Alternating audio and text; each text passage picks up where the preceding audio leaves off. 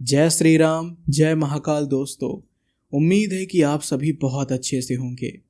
और गाइस, पहले तो मैं सॉरी बोलना चाहूँगा कि मैंने इतनी लेट में ये वीडियो पोस्ट किया, तो उसके लिए यार सॉरी, क्योंकि कुछ ज़्यादा ही बिज़ी था और कुछ वर्क थे ऐसे कि जिनको कवर करने में थोड़ा टाइम लग गया। कोई नहीं, अब मैं फिर से वापस आ चुका हूँ और आपको कंटिन्यू स्टोरीज़ आपके लिए मैं अपलोड करूँगा। क्योंकि यार आप लोगों ने इतना ज़्यादा कमेंट किया कि भाई आप स्टोरीज़ क्यों नहीं ला रहे हो, तो मुझे लगा कि नहीं, अब मैं अपलोड करूँगा। तो फाइनली आज मैं आपके लिए एक ऐसा टॉपिक लेके आया हूँ कि आप लोगों ने इसके बारे में पहले भी बहुत सारा कुछ सुन रखा होगा, लेकिन मैंने ही ये टॉपिक क्यों चुना लंबी देहर माइंस का, क्योंकि आज ये हमारे एक सब्सक्राइबर ने भेजा है जिनका नाम आरव है। और सबसे पहले तो मैं उनको थैंक यू बोलूँगा कि आपने ये स्टोरी मेरे साथ शेयर किया, क्योंकि ये स्टोरी मुझे थोड़ा सा यूनिक लगा। अब आप बोलोगे कि भाई यूनिक कैसे है, तो जब आप इसको सुनोगे आगे तो आपको खुद ही पता चल जाएगा कि मैंने यही टॉपिक क्यों चुना। नेक्स्ट आपको एक और अलग टॉपिक मिलेगा, तो वो आपको अगली वीडियो में मिलेगा। बहुत अच्छा टॉपिक है वो, और वो स्टोरी पर्सनली मुझे बहुत पसंद आई। तो आप लोग अपनी स्टोरीज़ भेज नहीं रहे थे, 2-3 लोगों ने भेजा, तो मैंने कहा कि ये स्टोरी मैं पिक करता हूँ। अब जैसा कि आप लोगों को पता है कि यंगस्टर्स में ना एक चीज़ कॉमन है, और वो ये कि उनको नई नई चीज़ें एक्सप्लोर करना और नई नई जगह पे घूमना, एनालाइज करना, एडवेंचर करना, ये सब चीज़ों में ना वो बड़े ही उनके अंदर एक्साइटमेंट होता है कि हम यहाँ पे जाएं, ये सर्च करें, वहाँ पे आखिर क्या था क्या नहीं। ये सभी के अंदर है, मेरे अंदर भी ऐसा है कि भाई वहाँ पे ऐसा क्या है, मुझे भी एक बार देखना चाहिए, लेकिन कभी मौका ही नहीं मिलता। तो इसी तरीके ये यंगस्टर्स में ये कॉमन चीज़ होती है। लेकिन आप यकीन नहीं करोगे कि अगर यही एक्साइटमेंट और यही जो ललक है जो यंगस्टर्स के अंदर होती है, अगर वही उनको एक ऐसे रास्ते पर लाकर खड़ा कर दे जिससे उनकी पूरी ज़िंदगी बदल जाए, तो क्या होगा। ज़रा आप सोचो कि आप अपने दोस्तों के साथ कहीं दूर एक ट्रिप पर आप घूमने गए हो, आप सभी कार पे हो, और अचानक बीच रास्ते में रात के टाइम आपकी कार तुरंत बंद पड़ जाए। आसपास सिर्फ पहाड़ हो, घना इलाका हो और चारों तरफ सन्नाटा हो। और सबसे डरावनी बात ये कि आपको बाद में पता चले कि जहाँ पे आपकी कार खराब हुई है वो जगह हॉन्टेड है, तो क्या होगा आपका। यही सेम चीज़ हमारे सब्सक्राइबर आरव भाई के साथ ऐसा हुआ, और उन्होंने ये कहानी शेयर किया। तो आरव भाई रहने वाले हैं उत्तराखंड के, और उनके कुछ दोस्त, काफ़ी टाइम पहले की ये बात है, 1992 की ये बात है, जब वो अपने दोस्तों के साथ, मतलब आरव और उनके 4 दोस्त थे साथ में, यानी ये टोटल 5 लोग थे, वो घूमने गए थे मसूरी। क्योंकि कॉलेज की छुट्टियां थी, तो उन्होंने सोचा कि चलो मसूरी घूम के आते हैं, जितनी भी फेमस जगह है वहाँ पर हम वहाँ पर आराम से घूमेंगे। तो इन्होंने प्लान बनाया और आराम से कार में घूमते, गाना गाते, ये सभी कार से गए थे, ना कि ट्रेन ना कुछ। तो गाना गुनगुनाते हुए, हंसी मजाक, बीच में रुकते और फिर एंजॉय करते हुए ये लोग मसूरी पहुँचे। और मसूरी में जब तक इनकी छुट्टियाँ थी, छुट्टियाँ ख़त्म होने से पहले ही इन्होंने पूरा जो फेमस जगह थी वहाँ पर, उन्होंने ये पूरा कवर कर लिया। अब ये एक होटल में रुके थे, तो इन्होंने कहा कि यार भाई, आपस में ये लोग डिस्कस कर रहे थे कि भाई छुट्टियां तो अभी टाइम है ख़त्म होने में, और हमें जितनी भी जगह पता थी वो मतलब फेमस जगह, हमने तो उसे कवर कर लिया है, तो अब क्या करना चाहिए। तो आरव भाई के एक दोस्त ने बोला कि एक काम करते हैं, उन्हें पता चला किसी से कि पास में ही एक खनिज नगर करके एक जगह है, वहाँ पे भी घूम के आते हैं। तो इन्होंने कहा कि ठीक है, सही रहेगा। तो उस टाइम ये लोग क्या हुआ कि निकले और कार पे ही अपना गाना गुनगुनाते, हंसी मजाक करते हुए ये लोग खनिज नगर पहुँचे। उस टाइम जब खनिज नगर पहुँचे तो वहाँ पे भी ये लोग अपना घूमते हैं। उस टाइम रात हो गई थी, ज़्यादा नहीं, वही करीब 8 बज गए थे। तो इन्होंने एक गेस्ट हाउस लिया। तो वहाँ पे अपना ये गए ठहरे हुए थे। तो अब इन्होंने कहा कि यार अभी भी टाइम बचा हुआ है, अभी तो 8 साढ़े 8 हो रहा है, क्यों ना हम अभी ये जो टाइम बचा हुआ है थोड़ा सा इसमें ही हम लोग कहीं घूम के आते हैं। तो इन लोगों ने आपस में डिस्कस किया कि भाई अब इतनी रात को कहाँ जाएंगे। तो कहा कि अरे चलते हैं ना, आसपास के लोगों से पता करेंगे। तो ऐसे ही बातों बात में किसी से उनको पता चल गया कि पास में ही एक लंबी देहर माइंस है, और जहाँ पे उनका गेस्ट हाउस था वहाँ से करीब 10 किलोमीटर दूर था, करीब उनकी कार से आधे घंटे का रास्ता। वो लोग बात कर रहे थे कि भाई हम लोग वहाँ पे चलते हैं, लंबी देहर माइंस में बहुत मज़ा आएगा। और ये बात सुन लिया वहाँ के केयर टेकर ने। तो जैसे ही उसने ये सुना तो बोला कि बच्चों आप लोग उस जगह पर मत जाओ, वो जगह सही नहीं है, वहाँ पे लोग रात को क्या दिन में भी नहीं जाते हैं। तो आरव के एक दोस्त ने पूछा कि अरे काका ऐसा क्या है वहाँ पर। तो उस केयर टेकर ने कहा कि वो जगह श्रापित है, उसे मौत का खदान कहते हैं और वहाँ कोई भी नहीं जाता है, और अगर तुम लोग जाओगे ना तो कभी वहाँ से जिंदा नहीं लौट पाओगे। अब ये सुनकर आरव के कुछ दोस्त हंसने लगे। अब होते हैं ना कुछ इस टाइप के दोस्त यार, हमारे भी फ्रेंड सर्कल में कुछ ऐसे लोग होते हैं कि अरे इसने ऐसा बता दिया, ऐसा थोड़ी ना होता है, अब हम वहाँ जाकर ही देखेंगे कि ये जगह है सच में है कि नहीं, या फिर ऐसा होता भी है या नहीं। आपके भी फ्रेंड सर्कल में ऐसे कुछ लोग होंगे या फिर आप ही होंगे कि जिद पे अड़ जाते हैं कि नहीं मैं तो देख के ही रहूँगा कि ऐसा होता है कि नहीं, ये बात सच है कि नहीं, यानी आप प्रूफ करने पे लग जाते हो। तो उन्होंने उस केयर टेकर की बात को अनसुना कर दिया और अपनी कार से निकल गए लंबी देहर माइंस के लिए। रास्ते में ये लोग अपना उसी तरह हंसी मजाक करते हुए, गाना गुनगुनाते, जोक सपाट करते हुए अपना ये लोग जा रहे थे। आरव ने बताया कि जब ये लोग करीब आधे किलोमीटर दूरी पे, जब ये लोग लंबी देहर माइन से जब आधे किलोमीटर की रेंज पर पहुंचे तो अचानक इनकी गाड़ी के सामने क्या हुआ कि एक लड़की आ गई। अब आरव का एक जो फ्रेंड था वो मतलब कार ड्राइव कर रहा था, वो लड़की को बचाने के चक्कर में उसने तुरंत कार को संभाला और डिसबैलेंस होकर कार क्या हुआ कि दूसरे डायरेक्शन में जाके एक मोटा सा पेड़ था उसी में जाके टकरा गया। अब वो तो अच्छा हुआ कि सभी ने सीट बेल्ट लगा रखा था, नहीं तो माथा तो गया ही था उनका। अब वो लोग बाहर निकले, बाहर देखा तो कोई लड़की नहीं। अब आरव ने कहा कि भाई अभी हमने तो देखा था कि यहाँ पे कोई लड़की थी, अचानक कहाँ गई। तो अब ये हुआ कि कहा कि लगता हो सकता है कि वो लड़की भी डर के भाग गई हो, क्योंकि आसपास ना झाड़ियाँ थी। तो अब उन्होंने कहा कि यार ऐसा है कि ये जगह मुझे ठीक नहीं लग रही है, मुझे आसपास कुछ अजीब सा माहौल लग रहा है। यानी कि आरव को ऐसा लग रहा था कि उस पूरे माहौल में एकदम भारीपन सा महसूस हो रहा था और टेम्परेचर भी थोड़ा ठंडा लग रहा था वहाँ का। तो उन्होंने क्या कहा कि यार गाड़ी ऐसा है कि चल वापस अपना निकालते हैं। तो वो गाड़ी जब स्टार्ट कर रहे थे तो गाड़ी तो स्टार्ट हो गई, लेकिन वो गाड़ी पीछे नहीं जा रही थी। यानी कि जैसे लंबी देहर माइंस इधर है और कार इनकी यहाँ टकराई है। अब कार आगे की ओर बढ़ रही है, लेकिन जब वो पीछे की ओर कर रहा है ना तो पीछे बढ़ ही नहीं रही है।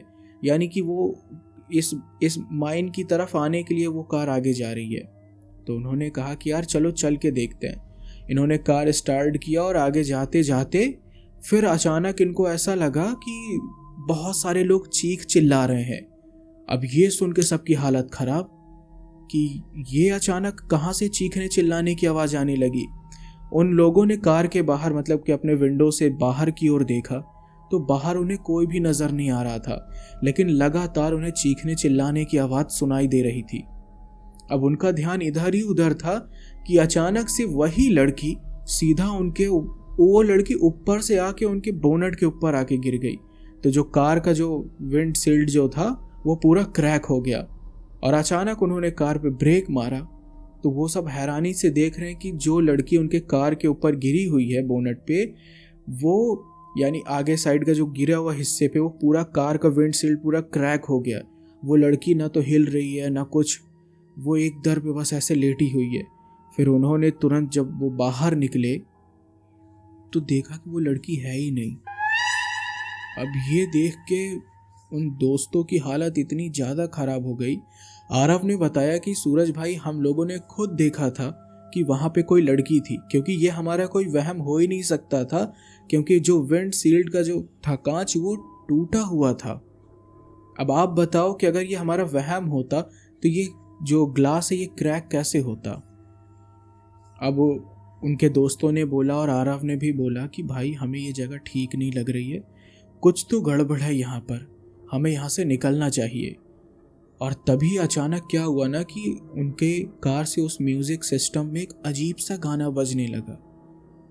अब वो देख रहे हैं कि कार उनकी बंद पड़ी है, लेकिन वो जो म्यूजिक सिस्टम है वो अपने आप चालू है। अब ये चीज़ देखकर उन सभी की हालत बहुत बुरी तरह से खराब हो गई। तो उनके आरव के दोस्त ने बोला कि अरे भाई आरव, एक बार तू कार को फिर से स्टार्ट कर और फिर से बंद कर, शायद सही हो जाए। अब वो फिर से कार को स्टार्ट करते हैं तो कार तो स्टार्ट हो गई। फिर उसके बाद वो क्या करते हैं, म्यूज़िक सिस्टम का वायर निकाल देते हैं और तब जाकर वहाँ का माहौल थोड़ा शांत होता है। अब जैसे ही शांत होता है माहौल, उन्हें वो क्या देखते हैं ना कि ये यहाँ पे जो माइन है यहाँ पे है और ये दोस्त लोग यहाँ पे खड़े हैं। अचानक उन्हें बहुत सारे लोगों के चीखने चिल्लाने की आवाज़ आने लगी और उस पूरे एरिया में पूरा बहुत सारे लोग चिल्ला रहे हैं। ऐसा लग रहा है कोई खांस रहा है, कई औरतें हैं, कई बच्चे चिल्ला रहे हैं, कोई बूढ़ा आदमी चिल्ला रहा है। और ये सब सुन के वो हैरान। तो आरव ने कहा कि अपने दोस्तों से कहा कि यार उस केयर टेकर ने तो कहा था कि यहाँ पे तो दिन के समय भी कोई नहीं आता है, तो रात के टाइम इस समय इस खदान में कौन होगा, वो भी इतने सारे लोग। तो एक दोस्त था उनका, रेयांश नाम था, वो बोला कि यार चल भाई हम लोग चल के देखते हैं कि अंदर क्या है। तो उन्होंने कहा पागल है क्या यार, मुझे तो कुछ गड़बड़ लग रही है। तो उसने कहा अरे चलो यार, जो होगा देखा जाएगा। फिर वो पांचों डरते डरते उस माइन के पास जैसे ही जाते हैं ना, तो उनकी हालत खराब। वो क्या देखते हैं कि कई सारे लोगों के मतलब कि चेहरे एकदम गले सड़े से पूरे उस माइन के अंदर ही उन लोग को झांक रहे और बुला रहे हैं उनको, ए इधर आओ, ए इधर आओ। और उस माइन के अंदर एकदम अंधेरा, सिर्फ दो चमकती हुई आंखें दिख रही हैं, वो भी बहुत सारी। फिर अचानक उन्हें महसूस होता है कि उनके कार में कोई बैठा हुआ है। क्यों? क्योंकि जैसे उनकी ये इधर कार है और वो लोग इधर हैं, तो अचानक उनको महसूस होता है कि उनके कार से फिर से म्यूजिक सिस्टम चालू हो गया है और फिर से कोई अजीब सा गाना उनकी कार में बज रहा है। जब वो पांचों मुड़ के देखते हैं तो उनकी कार में एक औरत, सफ़ेद ड्रेस उसने पहना हुआ है और एकदम चेहरा एकदम कटा फटा, हाथ के नाखून एकदम लंबे लंबे, वो ड्राइविंग सीट पर बैठी हुई है और वो बस उन्हीं लोगों को एकटक होकर देखे जा रही है। अब ये देखकर पांचों की हालत हुई खराब। उन्होंने कहा कि भाई अब हमें यहाँ से निकलना चाहिए, नहीं तो हमें लगता है कि ये हमारी ज़िंदगी का आखिरी पल होगा। तो आरव ने उन लोगों से कहा कि भाई ऐसा प्रिटेंड करो कि हमें कुछ महसूस ही नहीं हुआ या फिर हमने उस औरत को देखा ही नहीं, क्योंकि वो समझ गए थे कि ये जगह सच में भूतिया है और हमें उस केयर टेकर की बात माननी चाहिए थी। अब वो लोग ऐसा प्रिटेंड करते हैं कि उन लोगों ने उस कार में बैठी औरत को देखा ही नहीं। कार यहाँ पे खड़ी है और वो सभी साइड में निकलते निकलते धीरे धीरे, अब जैसे ही वो लोग कार के पास धीरे धीरे पहुँचते हैं तो उन्हें ये महसूस होता है कि हम लोग भाग भी नहीं सकते, क्योंकि अगर वो लोग भागेंगे तो ये उनकी सबसे बड़ी गलती होगी। क्योंकि हो सकता है कि वो जो कोई भी थी, चुड़ैल या डायन या कोई आत्मा, वो जो भी थी, अगर वो ऐसी गलती करते तो वो उन्हें जान से मार देती। इसलिए वो धीरे धीरे कदम बढ़ाते गए और एक दूसरे की आंखों में देख के इशारा किया कि जहाँ से हम लोग आए थे उसी रास्ते पर अब धीरे धीरे पैदल हमें चलना चाहिए। तभी अचानक आरव बताते हैं कि उन्हें आवाज़ आती है और उन्होंने बताया कि ये औरत की जो आवाज़ थी वो ऐसी लग रही थी कि जैसे मेरी मम्मी मुझे बुला रही हैं।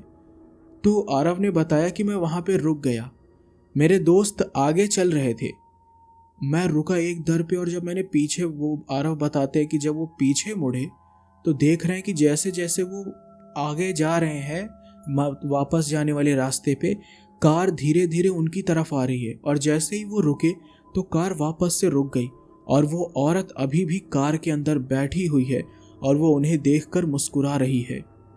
अब आरव के हाथ पैर इतने ठंडे हो गए थे कि उन्होंने बताया कि ऐसा लगा कि उनकी पूरी बॉडी का टेम्परेचर अचानक से नीचे गिरने लगा और उनकी हालत सच में बहुत ज़्यादा खराब हो गई थी।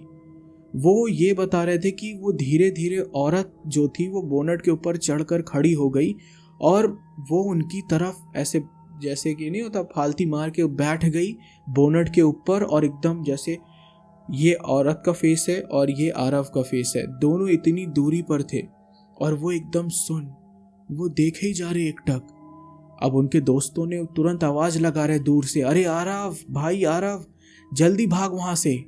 आरव बताते हैं कि उन्हें ऐसा महसूस हो रहा था कि उनके दोस्त यार उन्हें बुला रहे हैं, लेकिन उनकी बॉडी में इतनी जान नहीं थी कि वो अपनी बॉडी को हिला सके। उनका दिमाग और पूरा शरीर एकदम सुन्न हो गया था।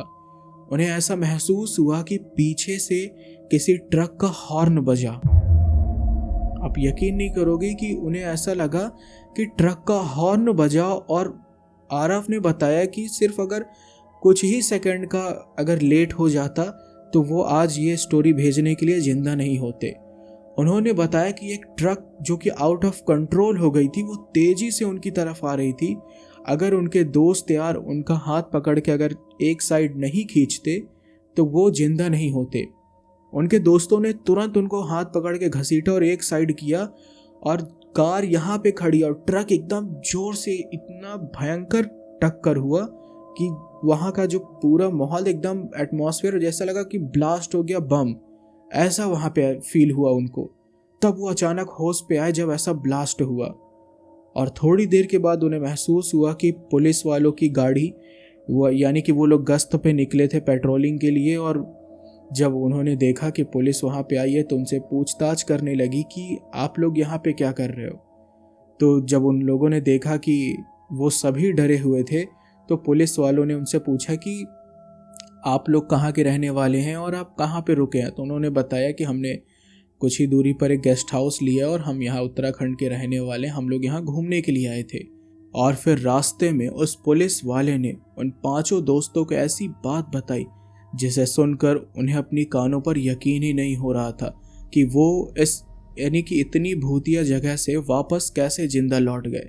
उन्होंने बताया कि इस लंबी देहर माइंस को मौत का खदान कहा जाता है और यहाँ पर जो कोई भी जाता है वो कभी जिंदा वापस लौट कर नहीं आता। उन्होंने बताया कि सन 1990 में यहाँ 50,000 मजदूरों की मौत हो गई।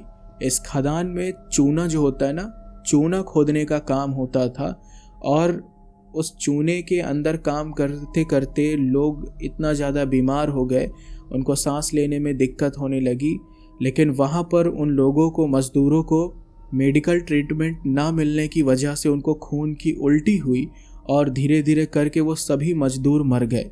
और जो जितने भी मजदूर मरे उन सभी की आत्मा इस खदान में भटकती है, और जब भी कोई राहगीर या फिर कोई आता है घूमने के लिए तो ये उनसे मदद मांगती है। और अगर कोई इस जगह से गुजरता है तो या तो उसका एक्सीडेंट हो जाता है, या फिर वो इंसान पागल हो जाता है, या फिर उसकी मौत हो जाती है। लेकिन पुलिस वाले ने कहा कि तुम लोग बहुत लकी हो कि या बहुत किस्मत वाले हो कि तुम लोग इस जगह से जिंदा वापस लौट गए।